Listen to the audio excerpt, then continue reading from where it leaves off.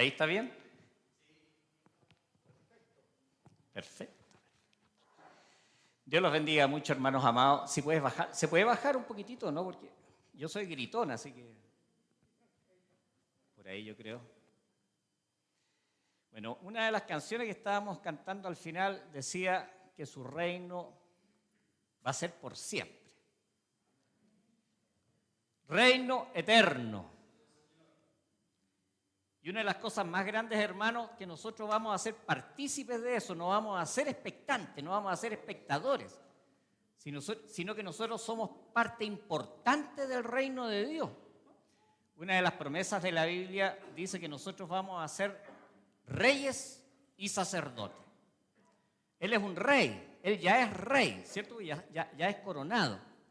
Y la Biblia dice en Apocalipsis que todos los reinos le son entregados, todos los reinos de la tierra. O sea que cuando Satanás le ofreció los reinos de la tierra, estaba perdiendo el tiempo. Lo estaba engatusando, ¿cierto? Para que fuera infiel a Dios. ¿Pero qué? Si en realidad Él es el dueño del universo y rey de todos los reinos de la tierra, completo. Es lo que dice la Biblia. Y vamos a hablar, hermanos amados, de cuál es un poquitito la posición de la iglesia respecto de eso. O sea, hay tantas cosas que se tienen que ir cumpliendo. La venida del Señor es más pronta hoy día de lo que fue ayer. Y mañana va a ser más pronto de lo que va a ser hoy, de lo que es hoy. O sea, estamos tan cerca, hermanos amados, en mi fuero interno, yo creo que, yo le digo hartas veces el Apocalipsis, ¿ya? Yo creo que estamos en el capítulo 6 de Apocalipsis, no les voy a mentir. El que lo quiera leer, habla de los 4 caballos del Apocalipsis, yo creo que estamos en el segundo, ¿ah? Una locura que me dio, pero yo creo, ¿no? ¿Qué quieren que les diga? ¿Ya? Que va a ser quitada la paz sobre toda la tierra. Entonces la iglesia tiene que estar preparada, tiene que estar pensando en eso, o sea, tiene que estar sintiendo la venida del Rey, porque somos parte de esa venida. Voy a leer la promesa del Señor, porque el Señor dentro de las canciones también decía que Él siempre cumple todas las promesas. Y en Juan capítulo 14 dice, en la casa de mi Padre muchas moradas hay. Si así no fuera, yo os lo hubiera dicho. O sea, no nos está dando una promesa, ¿cierto? Dice, voy pues a preparar lugar para vosotros, y si me fuere, y os prepararé lugar, vendré otra vez. La promesa de la venida. Y os tomaré a mí mismo. O sea, el arrebatamiento. Está hablando claramente ahí del arrebatamiento. Tesalonicenses, capítulo 4, que se está estudiando. Tesalonicenses. Y acá, qué tremendo, porque dice, para que donde yo estoy, vosotros también estéis. ¿Y dónde se fue el Señor? ¿Dónde creen que se fue el Señor? Al Padre. Porque le preguntan, Señor, no sabemos a dónde va. Y le dice, sí, ustedes saben, yo voy al Padre. ¿Y cuál es el camino? Yo soy el camino, la verdad y la vida. Y nadie viene al Padre si no es por mí. O sea, Jesucristo mismo nos está dando la señal de que la llegada hacia el Padre, junto con Él, ¿cierto? Es el mismo. Él es el camino. No hay otro camino. Pero ¿cuál es la relación? ¿Solamente de iglesia? Y aquí yo quiero que prestemos harta atención, porque se ha estado predicando ya varias veces de la iglesia, pero yo quiero hablar de la iglesia como la novia. Yo quiero hablar de la relación matrimonial de la iglesia con Cristo, más allá de la iglesia como los llamados, como los convocados. Ese es el significado que hemos estado viendo de la iglesia, los llamados, convocados. ¿Y por qué en la Biblia se habla del matrimonio? Simplemente porque es la relación que muestra exactamente lo que Dios siente por nosotros. Es una relación de amor ilimitado, es una relación de intimidad, de secretismo. O de repente ustedes como matrimonio, los que están casados, ya no intiman, se cuentan secretos, hay una serie de relación que va más allá de la amistad solamente. Y por eso en la Biblia habla del matrimonio. Veamos lo que dice, qué es lo que dice la palabra en Efesios 5, 31, 32. Dice, yo voy a ir leyendo porque si no, ya son como 40 páginas, entonces. Dice, pero por esto dejará el hombre a su padre y a su madre y se unirá a su mujer. Fíjense, y los dos serán una sola carne. Grande es este misterio. Mas yo digo esto respecto de Cristo y de la iglesia. O sea, hay un misterio en que la iglesia y Cristo pasan a ser una sola carne. Por eso la Biblia también dice que nosotros somos el cuerpo de Cristo, porque pasamos a ser una sola carne. Y es un misterio. ¿Cuándo lo vamos a entender en plenitud? Cuando estemos con Él. Cuando seamos la novia, cuando pasemos por el proceso, ¿cierto? Que son las bodas del Cordero y seamos la esposa. Tiene que pasar ese proceso. Muchas de las cosas que nosotros vemos en la Biblia están con una mentalidad oriental. Ojo, para poder entender lo que es el matrimonio y la relación de la iglesia con Cristo, tenemos que entenderlo mediante esa mentalidad, no como entendemos el matrimonio ahora. ¿Ya? Dice, primero, ¿dónde creen ustedes que se va a realizar la boda?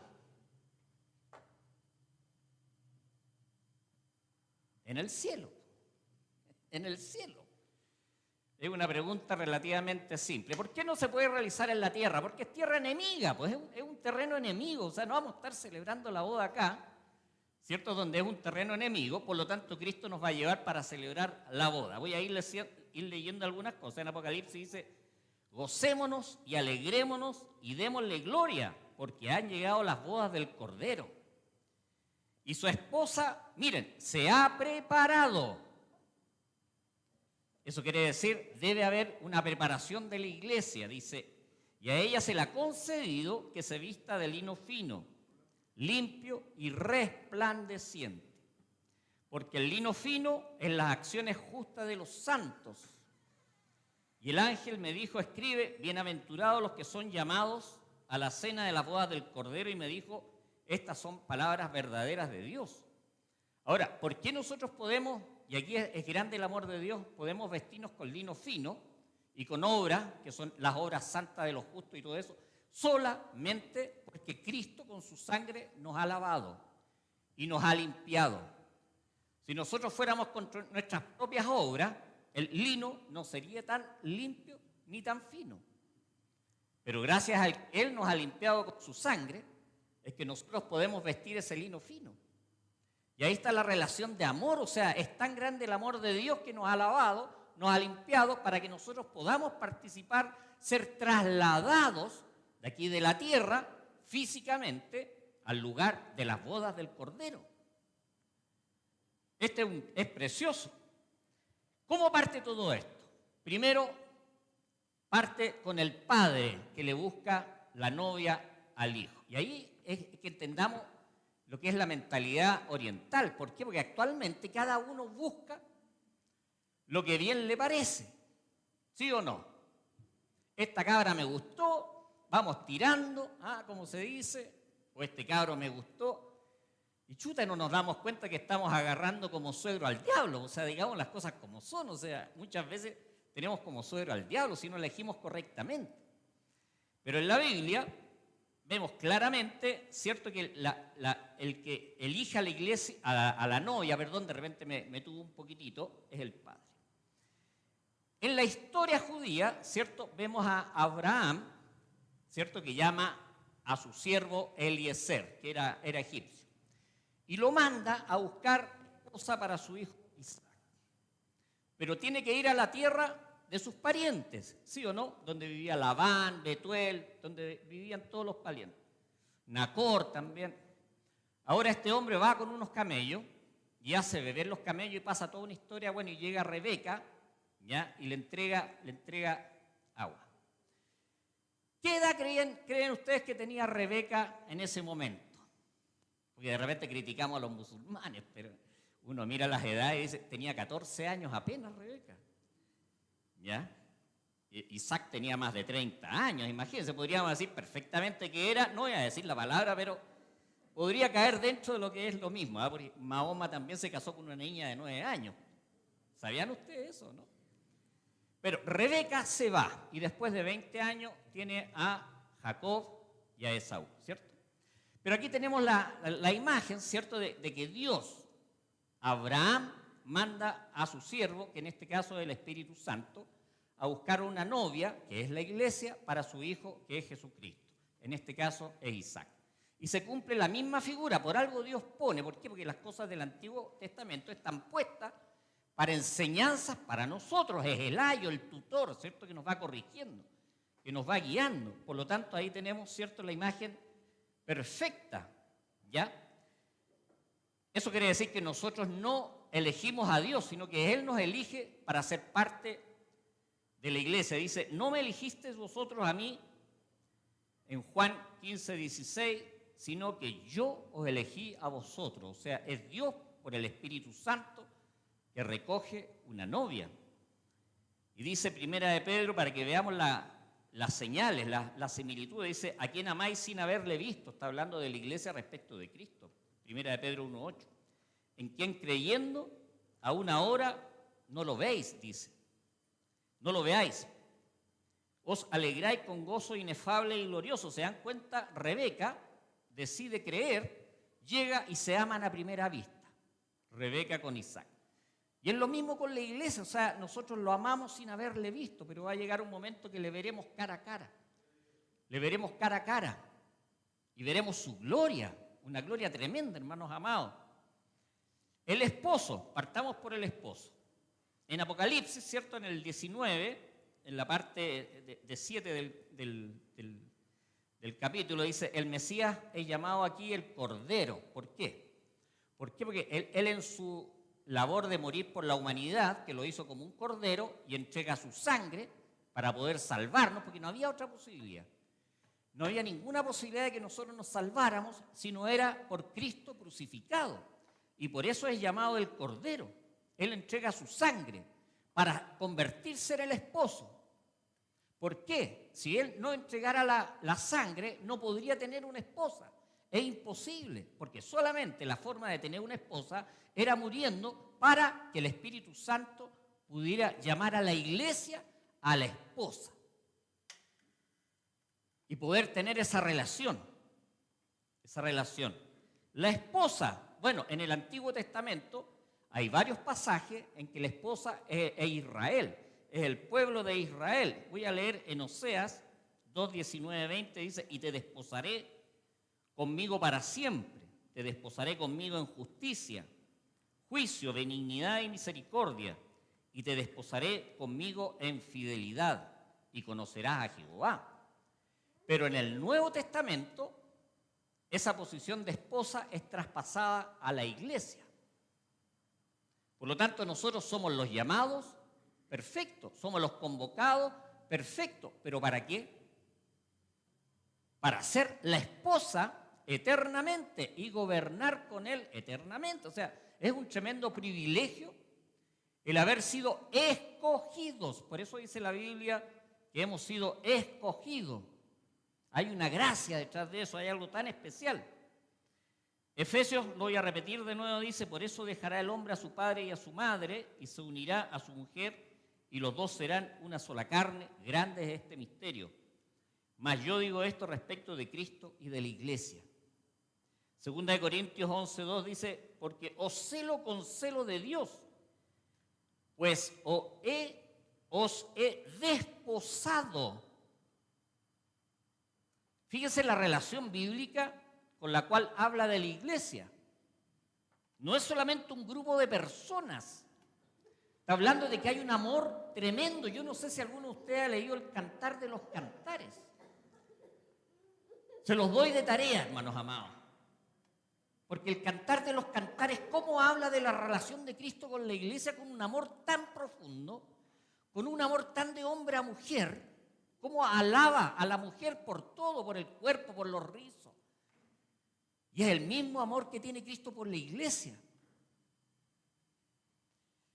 Dice, para presentaros como una virgen pura a Cristo. ¿Ah? Ahí estábamos leyendo. ¿Quiénes son los invitados? ¿Quiénes creen ustedes que son los invitados a la boda? ¿Nosotros somos los invitados? Es raro, ¿ah? Es raro. O sea, ustedes cuando se casaron, los que se han casado, ¿ustedes fueron invitados a casarse o les llegó una tarjetita o ustedes entregaron las tarjetitas? Entonces, cuando hablamos de los invitados a las bodas del Cordero, no estamos hablando de la iglesia, pues obviamente. Pues. Es raro que la novia sea invitada a una boda. Es como extraño. Y es por eso entendemos, obviamente, que los invitados no necesariamente ya es la iglesia, no es la iglesia. Veamos Mateo 22, del 2 al 10, dice, el reino de los cielos es semejante a un rey, en este caso Dios, que hizo fiesta de bodas a su hijo y envió a sus siervos a llamar a los convidados a las bodas. Mas estos no quisieron venir. Volvió a enviar otros siervos, diciendo, decid a los convidados, he aquí, he preparado. O sea, hay una preparación previa, ¿se fijan? Dios ha preparado todas las cosas para las bodas del Cordero. Cuando nosotros lleguemos allá, va a estar todo preparado, todo servido. Preparado mi comida, mis toros y animales engordados han sido muertos y todo está dispuesto ya, está todo listo. Venid a las bodas, o sea, llama, vengan, va a ser tan grandes las bodas que vengan, tengo todo preparado, lo mejor, las mejores carnes. Entonces dijo a sus siervos, las bodas a la verdad están preparadas, mas los que fueron convidados no eran dignos. ¿Por qué? Porque muchos de ellos no quisieron ir, simplemente. Dios está llamando a la salvación. Hay mucha gente que no se quiere ni siquiera acercar. Escuchan la palabra de Dios, Jesucristo, cierran las puertas. Dice, mas los que fueron invitados no eran dignos. Id pues a la salida de los caminos y llamad a las bodas a cuantos halléis. Y saliendo los siervos de los caminos juntaron a todos los que hallaron, juntamente malos y buenos, y las bodas fueron llenas de convidados. ¿Se fijan? Los convidados. Hay muchos que creen, cierto, que estos convidados son algunos del Antiguo Testamento, ya del pueblo de Israel, y hay otros que se salvan después, en la tribulación. Esos serían los convidados básicamente, pero no puede ser la novia no puede ser convidada a su propio matrimonio, sería como bastante extraño. Ya, para que más o menos vayamos. ¿Quiénes son los servidores o los maestresalas? La Biblia muestra claramente que son los ángeles, los que van a servir las mesas, los que van a estar ahí dispuestos para estar sirviendo. Dice, ya ha llegado el día de las bodas del Cordero. Esto es pronto, hermano, es mucho más pronto de lo que nosotros sentimos o creamos. Las cosas están sucediendo de una manera demasiado rápida. Por lo tanto, por eso habla de la novia que se prepara, la novia preparada. Eso es, hay que entenderlo. La preparación de las bodas también. Voy a ir leyendo, dice, ¿cuáles son los preparativos que tendrán lugar en el cielo? Obviamente hay cosas que no las sabemos, pero están preparadas las moradas, Jesús lo dijo. En la casa de mi Padre muchas moradas hay. Por lo tanto, Él se fue a preparar, ¿cierto? Para poder llevarnos a esas moradas y estar siempre con nosotros. Si Él está en la tierra, nosotros vamos a estar aquí en la tierra. Si Él está en los cielos, vamos a estar en los cielos. Si Él está en la Nueva Jerusalén, vamos a estar en la Nueva Jerusalén. ¿Por qué? Porque esa es la labor de la esposa. Estar con el esposo como rey y nosotros como reinas, entre comillas, sirviendo a nuestro Señor, ayudándole, colaborándole. ¿Ya? Ya. Las bodas. Hablemos un poquitito de las bodas y el paralelismo que existe con la iglesia. Las bodas, aquí me refiero a lo que es las bodas judías. Ojo, las bodas judías. Dice, ¿por qué las Sagradas Escrituras comparan la unión permanente del Mesías y la iglesia con un matrimonio? Dice, porque el matrimonio es lo que mejor ilustra esta unión de Cristo con la iglesia. El mismo Señor muchas veces habló, ¿cierto?, de lo que era el matrimonio. Siempre hacía referencias al matrimonio. Paralelismo profético entre la boda judía y la boda del Cordero. Encontramos acá un tremendo paralelismo y vamos entendiendo claramente a qué se referían muchos de los pasajes de la Biblia. Primero, el compromiso. Vamos a ver algunas etapas de lo que es la parte judía para que vayamos entendiendo cómo se fue dando en el Nuevo Testamento respecto de nosotros. Primero, esto del compromiso se refiere a redactar un contrato. hacer un contrato, llegar a un acuerdo, ¿ah?, entre el novio, ¿ya? Entre el novio, digamos, y el padre, ¿ah?, el padre de la novia, de la escogida. Entonces dice acá, por ejemplo, el novio debía dejar la casa paterna, viajar a la casa de la novia escogida. Y aquí vemos cómo el Señor deja los cielos, obviamente, porque él desde el principio estuvo eternamente desde antes con el Padre. Entonces viene acá.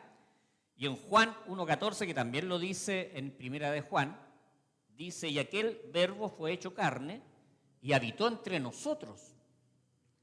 Y vimos su gloria, gloria como del unigénito del Padre, lleno de gracia y de verdad.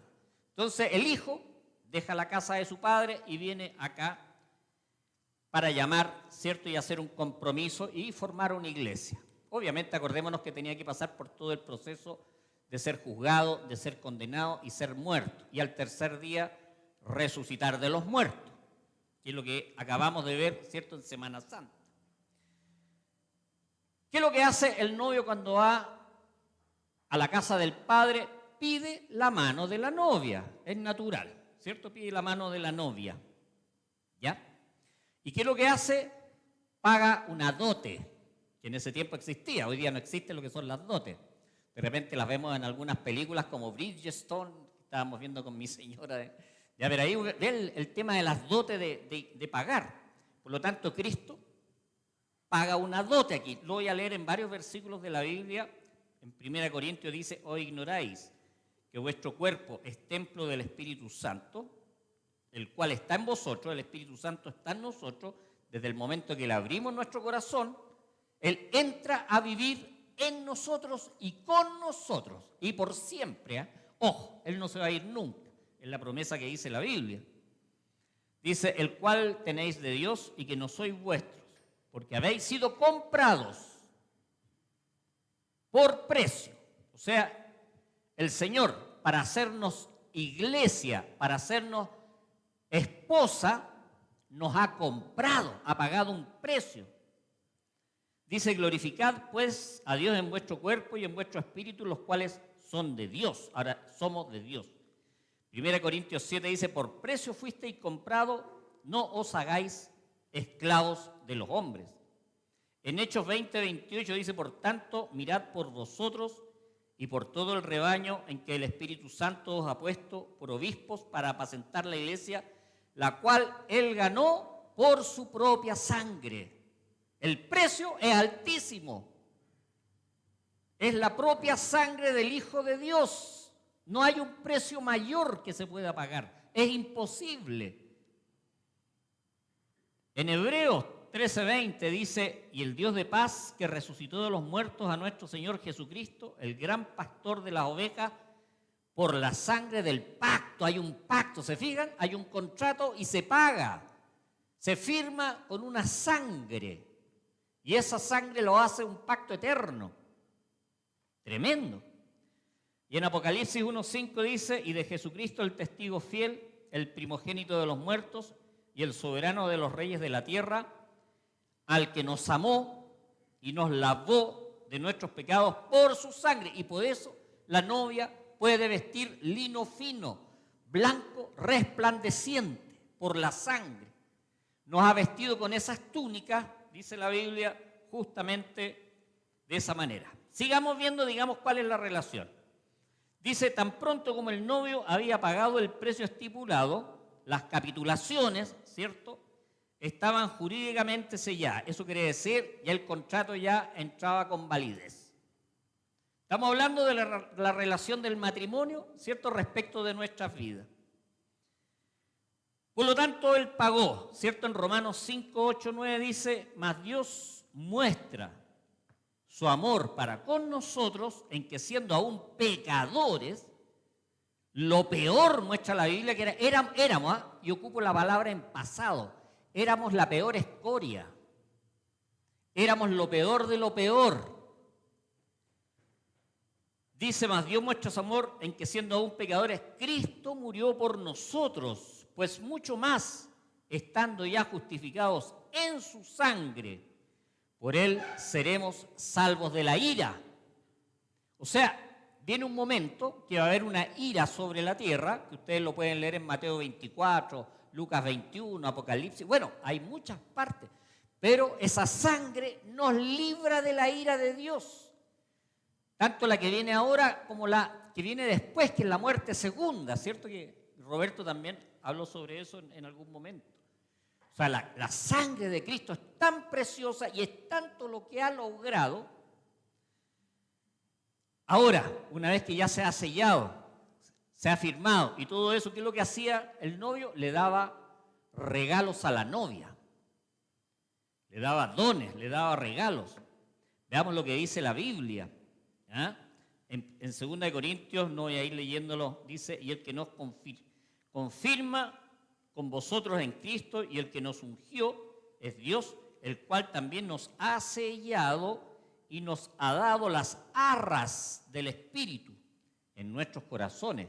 Eso quiere decir un anticipo de las cosas grandes que tiene Dios, las ha dado a nuestros corazones, que es las arras del Espíritu. El Espíritu Santo lo ha puesto como un sello ya en nosotros. Y eso no lo podemos quitar, ¿cierto?, de nuestras vidas. En Efesios dice, en él también vosotros, habiendo oído la palabra de verdad, el evangelio de vuestra salvación, y habiendo creído en él, fuisteis sellados con el Espíritu Santo de la promesa, que es las arras de nuestra herencia, el anticipo de nuestra herencia. O sea, nosotros tenemos una tremenda herencia, y lo primero que se nos entrega de esa herencia es el Espíritu Santo, como un sello en nuestros corazones. ¿Qué dice ese sello? Propiedad de Dios. Ese sello testifica que somos propiedad de Dios. Hay otro sello que se va a poner, que ustedes lo conocen, que es el 666, que es lo que testifica ese sello, propiedad de Satanás, el dragón. Por eso hay dos sellos en la Biblia, el sello de Dios y el sello del anticristo. Uno es para propiedad de Dios y el otro es para propiedad del anticristo. Y es por eso que los que se pongan ese sello finalmente se van a perder, sí o sí. En Juan 14 dice, si mamáis y guardad mis mandamientos, y yo rogaré al Padre y os dará otro consolador, paráclitos, que era la palabra que aparecía ahí del griego, que es como un abogado, alguien que está a mi lado para ayudarme en todo momento, para guiarme, para consolarme, para aconsejarme. Esas son las arras que hemos recibido, ese otro consolador, que es parte de lo que Dios nos ha dado. Dice, en Efesios dice, por lo cual dice, subiendo a lo alto, llevó cautiva la cautividad, no voy a entrar en detalles de eso, dice, y dio dones a los hombres. Dio dones a los hombres. Nosotros podemos ver en Corintios, ¿cierto? Capítulo 12, cuáles son los dones que han entregado a los hombres, y también podemos ver en Efesios los dones que han entregado a la iglesia. Los pastores, los maestros, los apóstoles, profetas. Y los dones que le han entregado a los hombres, ¿cuáles son? El hablar en lenguas, interpretar lenguas, hacer milagros. ¿Se fijan? Son hartos dones que Él ha entregado a la iglesia.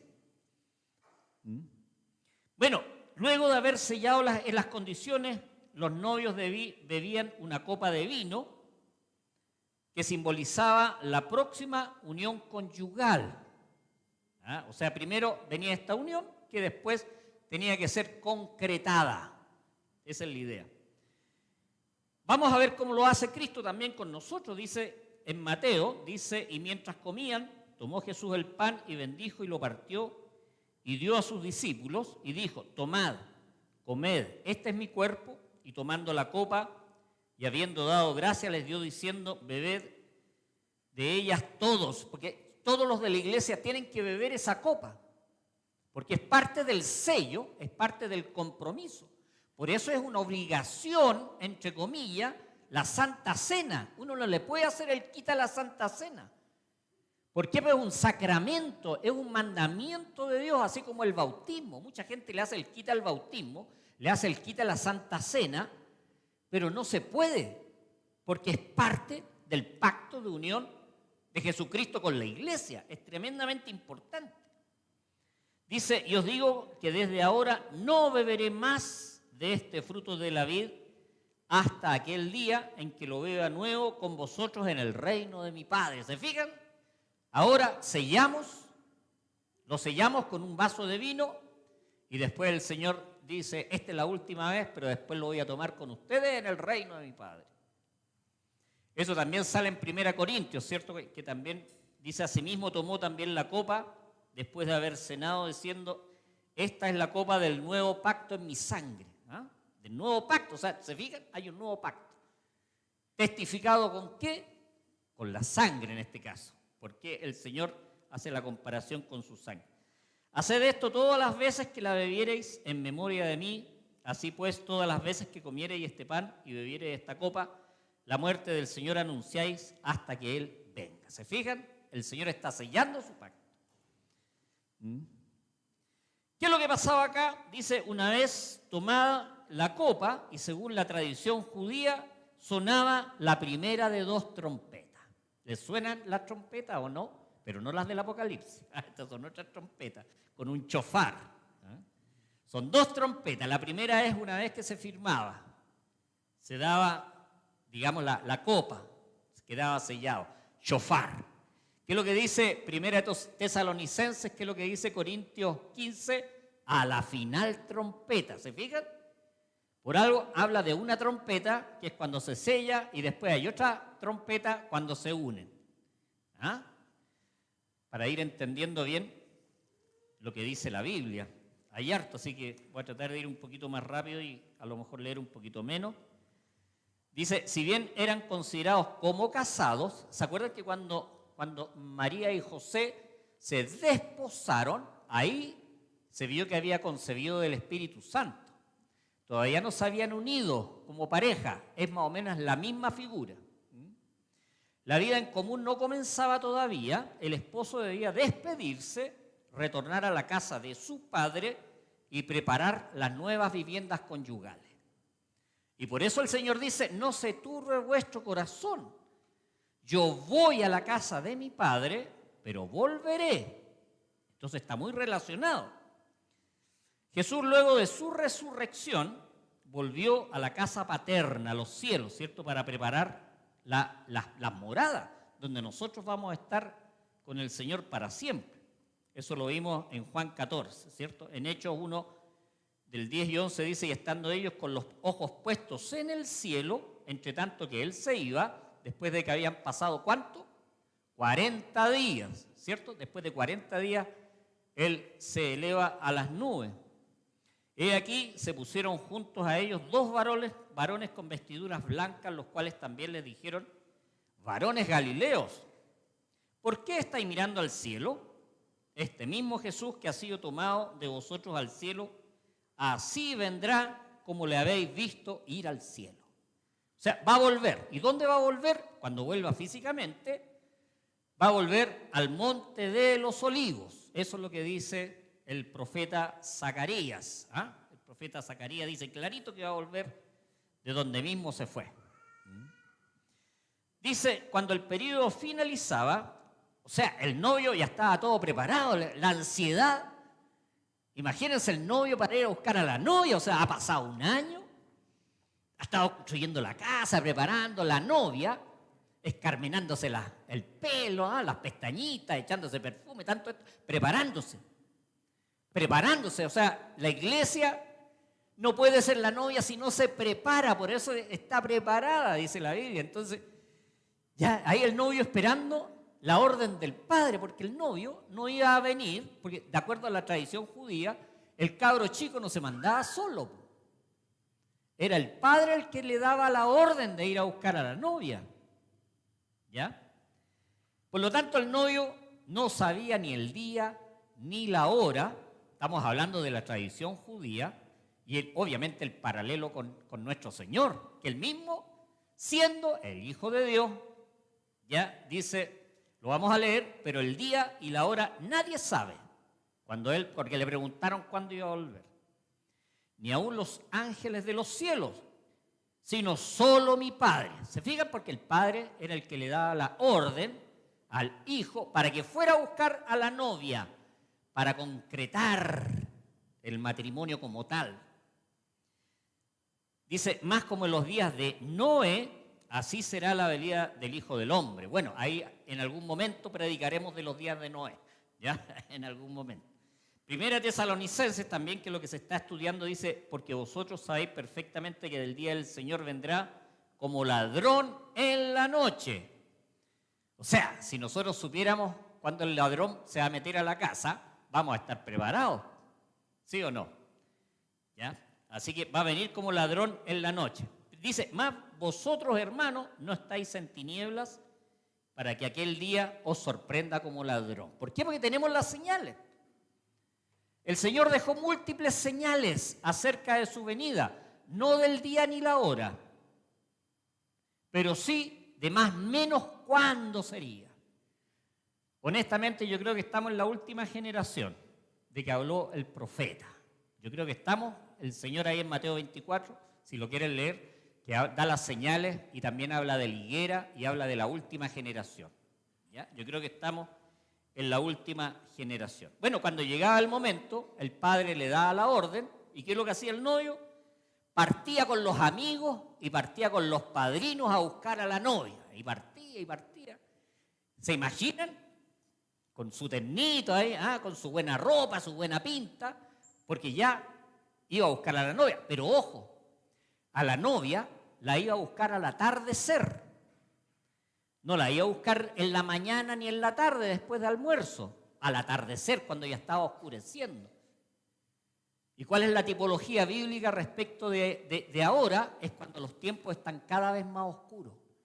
Cuando empieza a oscurecer, a oscurecer, a oscurecer, es cuando el novio viene. ¿Cómo estamos ahora? Si el mundo no está en tinieblas terribles, hermanos amados, por lo tanto, ya, eso es lo que tenemos que ir entendiendo, ¿ya? Ahora, el novio iba. Ahora, es algo bien importante, que no podía acompañar a nadie a la procesión que no tuviera lámparas o antorchas. Y esas lámparas o antorchas tenían que estar encendidas para ir a buscar a la novia. Y eso es lo que vemos nosotros ahí en Mateo 25, ¿cierto? Cuando 5 de las 10 vírgenes dicen, chuta, préstennos aceite.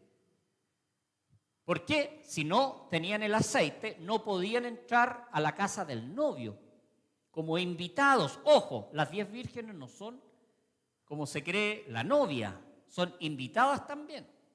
¿Ya?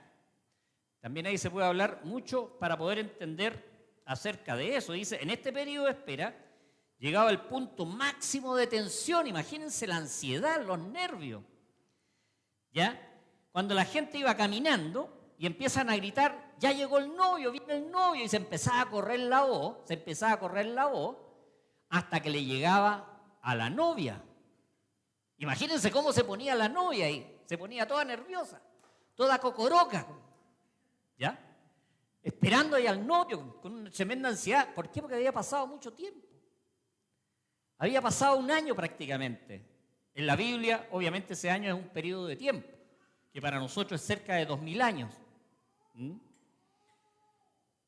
Ya, dice, mirad también por vosotros mismos que vuestros corazones no se carguen de glotonería y embriaguez y de los afanes de esta vida, y venga de repente sobre vosotros aquel día, porque como un lazo vendrá sobre todos los que habitan sobre la faz de la tierra. Velad pues en todo tiempo orando que seáis tenidos por dignos de escapar. Se cuentan, hay de escapar. Volvemos de nuevo a la venida del Señor a tomar a su iglesia para llevarla, para casarse, como esposa. Dice, los espectadores de las calles comprendían enseguida lo que estaba ocurriendo, ¿cierto? De noche venía el novio, buena pinta, con los amigos, todo esto. Empezaban los gritos, venían las antorchas, venían las lámparas encendidas porque era de noche.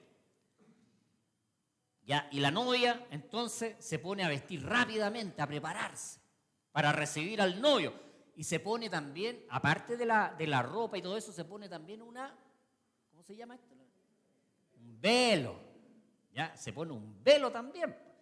De tal manera de que nadie la viera una vez que ella salía. ¿Ya?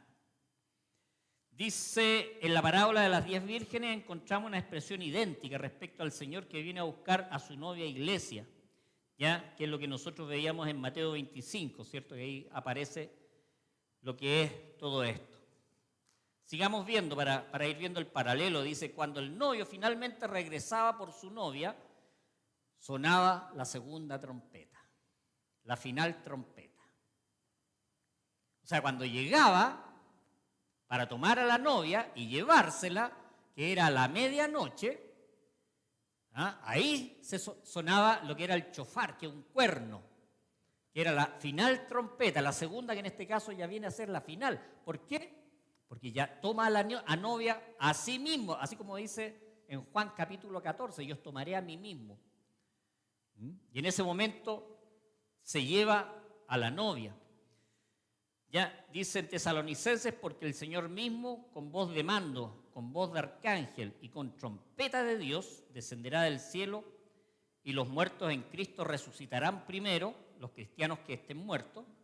Luego nosotros, los que vivimos, los que hayamos quedado, seremos arrebatados, raptados, quitados, juntamente con ellos en las nubes, para recibir al Señor en el aire, y así estaremos siempre con el Señor. Siempre, la promesa es siempre, no es un periodo de tiempo de 1000 años, 5 años, 1.000.000 de años. 1.000.000 de años podría sonar mucho tiempo, pero siempre es mucho más que 1.000.000 de años. Es la eternidad de aquí hacia adelante. Corintios 15 dice: he aquí os digo un misterio. No todos dormiremos, no todos vamos a morir, pero todos seremos transformados en un momento y en un abrir y cerrar de ojos a la final trompeta. A la final trompeta, dice, porque se tocará la trompeta y los muertos serán resucitados incorruptibles y nosotros seremos transformados. Y ahí está la victoria sobre la muerte y la victoria sobre el sepulcro. Cuando uno sigue leyendo este pasaje de Corintios 15, ve que hay una doble victoria ahí. Sobre el sepulcro para los que están muertos y sobre la muerte para los que están vivos. Dios, con su muerte y resurrección, venció sobre el sepulcro y sobre la muerte. Y eso lo transfiere a nosotros, novia iglesia.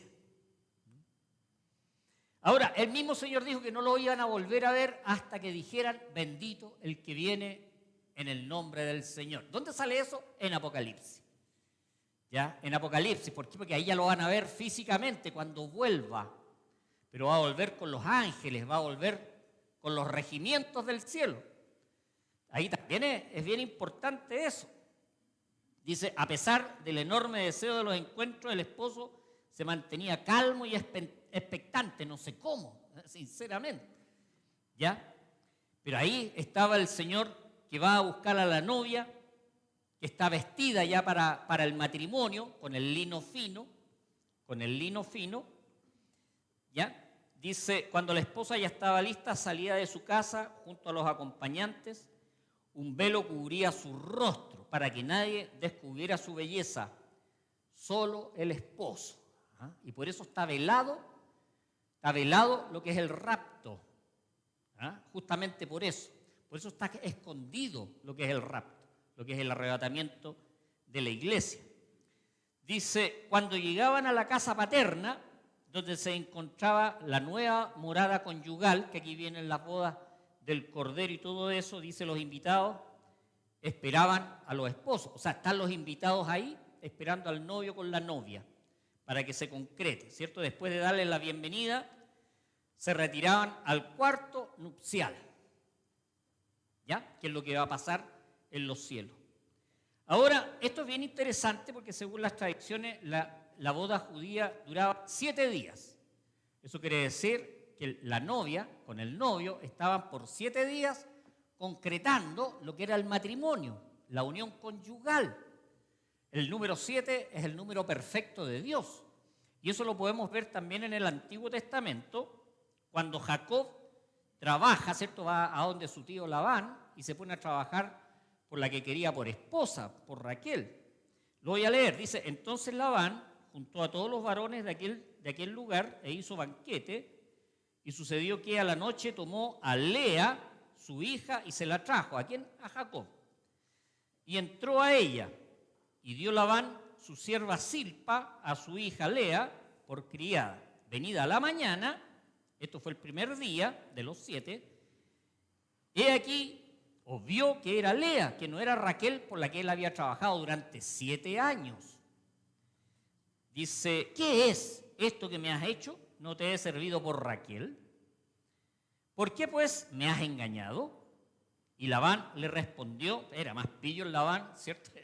Y bueno, Jacob también era terrible pillo, con el tema de las ovejas, que las pintaba de negro, y una serie de cuestiones bien simpáticas ahí. De pillo a pillo y medio, digo yo, pues sí o no. Entre ellos dos se entendían re bien. No se hace aquí, bueno, aquí Labán le responde en este lugar, que se dé la menor antes que la mayor, y por eso tenía que ser Lea y no Raquel la que le entregara. Al final se va con las dos. Dice, cumple la semana de esta, o sea, quédate con ella en la chupá, que se llamaba, la chupá que era, digamos, la cámara nupcial, cumple la semana que eran los 7 días, ¿ya? Y después vemos lo de Raquel. ¿Se fijan? O sea, ya tenemos en la tradición que eran 7 días los que debía estar. ¿No les llama la atención estos 7 días, hermanos amados, respecto de las profecías bíblicas de los 7 años?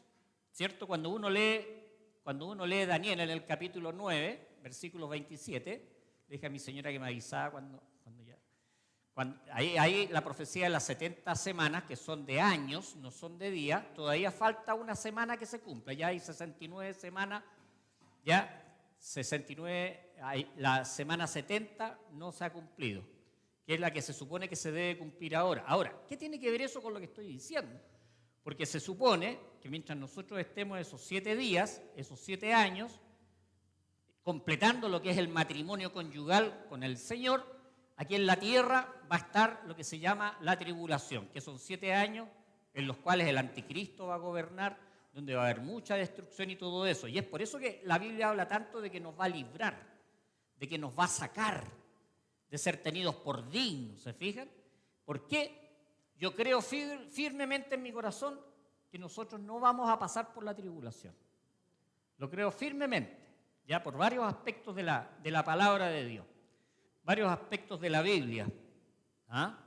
En Isaías 26, miren qué lindo dice esto, mire, tus muertos vivirán, está hablando de la resurrección, sus cadáveres resucitarán. Despertad y cantad, moradores del polvo. ¿Por qué los que se han convertido en polvo? Porque tu rocío es cual rocío de hortalizas y la tierra dará sus muertos. ¿Se fija? Está hablando de la resurrección de los muertos en Isaías 26. Anda, pueblo mío, y miren acá la similitud respecto del matrimonio. Dice, entra en tus aposentos, cierra tras ti tus puertas, escóndete un poquito, por un momento, en tanto que pasa la indignación. Porque he aquí que Jehová sale de su lugar para castigar al morador de la tierra por su maldad contra él.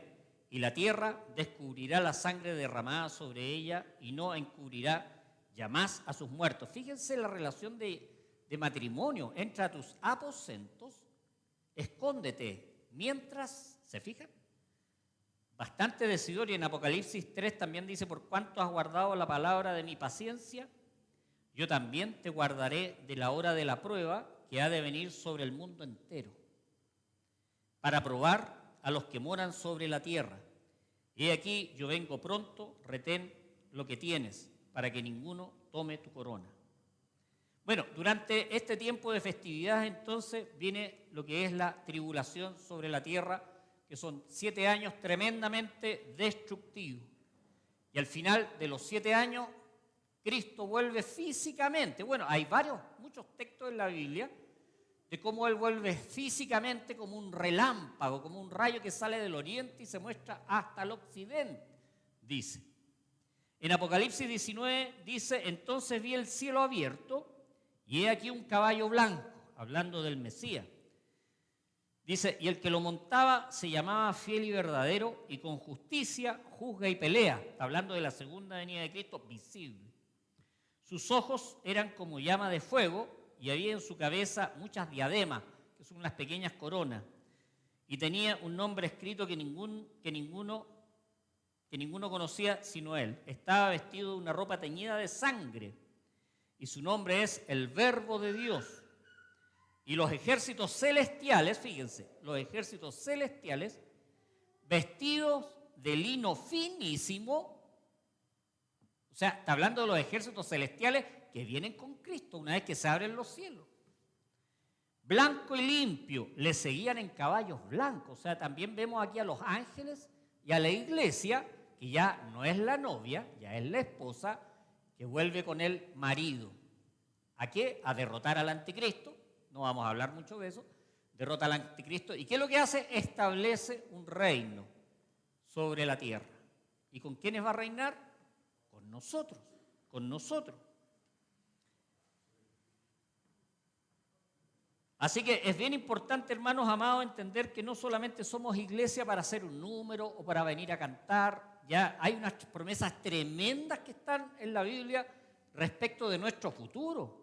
Tenemos que aferrarnos de ese futuro prometido, confiar en que el Señor va a cumplir cada una de sus promesas, que Él va a reinar para siempre y nosotros vamos a reinar junto con Él. Debemos creer, hermanos amados, que cada palabra, cada promesa que sale en la Biblia se va a cumplir. Se va a cumplir. Si hay muchas cosas que no se han cumplido es por el gran amor de Dios que tiene paciencia, para que todos procedan al arrepentimiento, dice la Biblia, para que procedan al arrepentimiento.